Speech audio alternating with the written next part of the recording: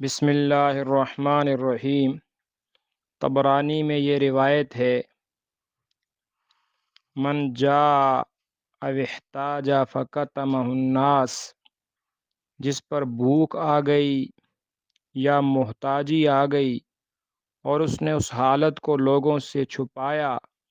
وافضی بہ الی اللہ تعالی، اور اس کو اللہ تعالیٰ کے حوالے کر دیا،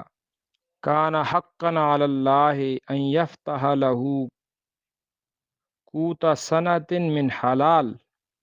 تو اللہ پر حق ہے کہ اللہ تعالیٰ اس کے لیے 1 سال کی حلال روزی کا دروازہ کھول دے گا۔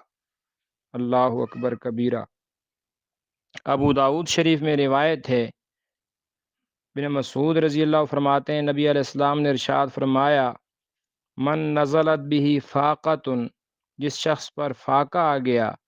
فانزلها بالناس، تو اس نے لوگوں کو بیان کرنا شروع کیا، لم تصد فاقتہ، اس کا فاقہ کبھی بھی بند نہیں ہوگا، وَإِن نزلت به فاقۃ، اور اگر اس پر فاقہ آ گیا، فانزلها باللہ، اور اس نے اللہ کے سامنے بیان کیا، اللہ کے سامنے اظہار کیا، لوگوں سے چھپایا، فیوشک اللہ لہو بالرزق عاجل او آجل، تو قریب اللہ تعالیٰ اس کے لیے یا تھوڑا تاخیر سے یا جلد ہی اس کی روزی کا انتظام کرے گا۔ جابر رضی اللہ فرماتے ہیں، نبی علیہ السلام نے ارشاد فرمایا، ایھا الناس ان احدکم لن یموت حتی یستکمل رزقہ، اے لوگو، تم میں سے وہ کوئی شخص اس وقت تک نہیں مر سکتا جب تک اس کی روزی پوری نہ ہو، فلا تستبطؤ الرزق، لہٰذا رزق کی تاخیر سے دل میں تنگی محسوس نہ کرو، واتقوا اللہ، اللہ سے ڈرتے رہو، واجملوا فی الطلب، جائز طریقوں سے رزق طلب کرو،